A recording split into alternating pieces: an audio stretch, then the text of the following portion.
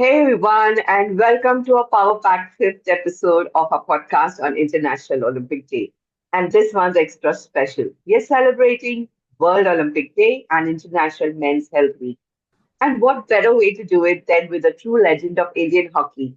I'm your host, Namshal Main, representing Ambrosian Well-Being, an organization dedicated to promoting mental wellness and emotional resilience. Today, I'm super excited to have with me not just my school alumni or a person from the same old town, Ambernath, but joining today is none other than Mervyn Fernandez, a name that echoes to the golden era of Indian hockey. He's been on the field, faced that pressure, felt the glory, and today he's here to share it all with us. From the thrill of representing India on the world stage, the silent battles of staying mentally strong, we're diving into the untold stories, the mindset of a champion, and some straight from the heart inspiration. So, whether you are an aspiring athlete, a sport lover, or just here for some serious motivation, buckle up.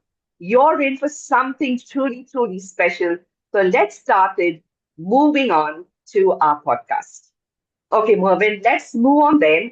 I'm sure you've shared this moment many times over the years, but for the audience listening to us today, can you take us back to that unforgettable moment when India defeated Spain 4-3 to win its eighth Olympic gold in Moscow?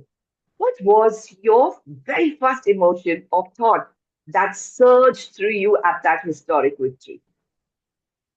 First of all, let me tell you, Ramshel, that particular team was a very young team, inexperienced one, like names like Mohammad Shahid, and Sumaya, myself, Ravinder Pal. There were many players who were inexperienced compared to the other players that played the early Olympics. So much was not expected from us. Okay. So it was one of those things when we won the gold medal, we couldn't believe that we had won it. We had to pinch ourselves to say, yeah, we won the gold medal. And as you said, what was the first reaction? Oh, the country is going to be proud of us that we won a gold medal again after 16 years. The last one was won in 64. That was one of the things that came to your mind. Then the other one was how the parents, the friends, and everybody would be so proud and happy to find that their son and their friend, close friend, like in the school, how they would feel that a person that they know is in an Olympic team that has won the gold medal. Wow, I can only imagine that whirlwind of emotions you must have felt in at that moment. I still remember that incredible victory in 1980 so vividly. It wasn't just your win, Mervyn, as you rightly said. It was a moment of immense pride for the entire nation, our little town. We were all celebrating because India had reclaimed Olympic glory in hockey.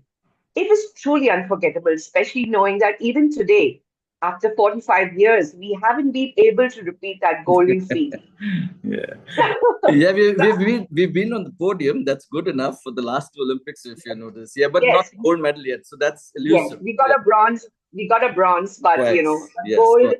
is yet, and I literally hope and pray that we We can have win a it. gold medal soon. Yes, Yes. yes. I also remember that the countless felicitations and honors you received, uh, so well deserved. We were we were part of some of those celebrations. Yes. And on a personal note, Mervyn, I would still hold dear that little souvenir I got from Moscow, the iconic Misha, which I treasured for years. Right. That moment, that time, it was really unforgettable. So Thank then you. tell Yeah. me, what runs through your mind of a sports person in moments of victory and defeat? Could you share some of those powerful emotions you experience? Those, some of that lifts your spirit when you win, and those that weigh you down in when you lose, especially when public opinion and media scrutiny either celebrate or criticize you. How do you cope with those highs and lows that come with being in the spotlight? See, Mamshil, before we came into this podcast, we discussed that normally when you play these small tournaments, domestic tournaments, you lose or win, the memories are very short. But a big event like the World Cup, the Olympics, the Asian Games, they come after every 4 years. So when you're preparing for such an event for 4 years and you win, it's fine. Everybody is there with you. But when you lose, then you know what happens. Everybody is after you. That why is it that they could not do what they could do? Like in '84 and '88, we couldn't perform well. Yeah. But the thing that is important is when you talk about the press and the social media. Well, social media is not that you That know effective. Yeah. effective in those days, but the press, yes. Yeah. Uh, you sort of try and shut yourself off from the press and all because you know you're going to have a lot of negative writings about the team and the players and all. So there's where I realized that if I had to go ahead, I had to stop myself from the negativity that is going to come in after we did not fare well. And I am very sure a lot of players have to realize that when you're not doing well, you will face flack. And how to get rid of it is to avoid social media. You've seen some of the badminton players, the coaches, they take away their phones because they don't want them to read the negativity that is there in social media. So we True. have learned over the years, especially when you're going for a bigger tournament, to shut ourselves away from the negativity and just concentrate on what we should do best. So, as you rightly said, the press and media did play a very important role, but I used to shut myself off just to ensure that I'm concentrating on the right thing. I think that's a real good, I think, initiative that you took to make sure that you're away from media and to Yes. just play the game. And it's also very easy to celebrate the wins from the outside. But hearing what it actually feels like, both from the highs and the tough moments, just gives a whole new perspective. I'm sure everyone listening will really connect with that. Yeah. So, what are some of those unspoken emotional struggles that men, especially in high performance environments, often face? Women like us always talk about these situations more openly, but men really rarely very talk about them. So, can you give us a little insight into this?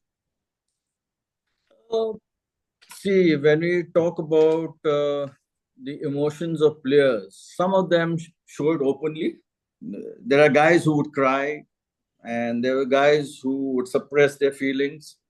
And I've seen it many a times when guys cry, especially sportsmen. They don't take it very well because they say they're men, and we've heard the story so many times. Men don't cry, so Oh, they try and suppress their emotions, and I think that's not right. We see so many good players, top players like Roger Federer, and so many of them who have let go their emotions and said, "Yes, this is what I feel." Even Nadal himself, recently we saw him. yes, Yes, yes. you saw him. He was in tears. So I think it's necessary for players to show their emotions and not suppress them. But whilst playing, yes, after you have finished playing and there is that particular emotional send off to you and all, and if you let go your emotions and start crying, I don't think you become a lesser man. You are accepting the fact that you're also a human being and you're ready to embrace the emotion. And it's courage. It needs courage also to cry, isn't it? You just can't cry. Right. It's actually okay to cry. It's a great Yeah, emotion. yeah. So let I'm happy also, and I cry when I'm sad, and I think that's a great emotion. yes, but many a times, Mamshel, we find people suppressing emotions, and it doesn't do well for them in their life. I would suggest to youngsters, if you feel uneasy, talk to your parents, talk to your close friends, and share your thoughts with them. Yes, thank you so much for sharing that. Especially on a platform like this and on a day that honors the strength and the spirit of Olympians, it's a strong reminder that behind every medal and achievement, it's a person dealing with real and often unspoken struggles. I'm sure that will really stay with our listener today. Yeah. So moving on, I would like to ask you then, reflecting on your own journey, were there any particular habits mentors, or mindsets that help you stay grounded and balanced, especially during those challenging times? Do you still follow them today? You know very well, Dad was a great player. And because of him, I'm what I am today or what I played. So he was my mentor. Uh, Many people ask me so many times that who's been your coach for so many years. I could not think of anybody else than my dad because I was hardly 6 or 7 years old, and dad taught me how to play. And playing hockey at that time was not that lucrative. You know that very well. So the first thing Yeah. that he taught me is that you enjoy what you're doing. So that mentorship is the most wonderful thing that I would like to share with many people. If you're doing what you're doing and you're enjoying it, everything else falls in place. So dad was my mentor. He ensured that I learned one thing, that nothing else can matter other than practice, practice, practice to be perfect. Number one. Number two, my son, you have to be a coach of your own self. Now, that's a very interesting thing. I tell many youngsters, you don't need a coach. Yeah, you need somebody to guide you. But when you talk about improving every time, you have to look back at what you have done and try and improve on that. Like I used to sit down, he made me sit down after every match and say, my son, what you could do better to improve. And that is one thing that I've taken along with me nearly every day, even today. I play tennis, I play anything. If I want to improve, I try and think what best I could have done in that situation. And in general, I think all of us, if we sit down by the end of the day and think of what we could do better, we can be a better person. Yes, when you spoke about your dad and Uncle Joe for all of us, it struck a deep chord. Not just for you, but for so many of us in school who knew him and from the small town of Ambernath. He wasn't only a mentor and coach to you, he Yes. shaped the lives of thousands of youngsters, including me. So I was not very good in hockey. I used to always be the last one running just with the stick, but I loved the game. And I had the privilege of witnessing this journey, Yeah. from a dynamic personality that he was. Thank you. Thank you for sharing that.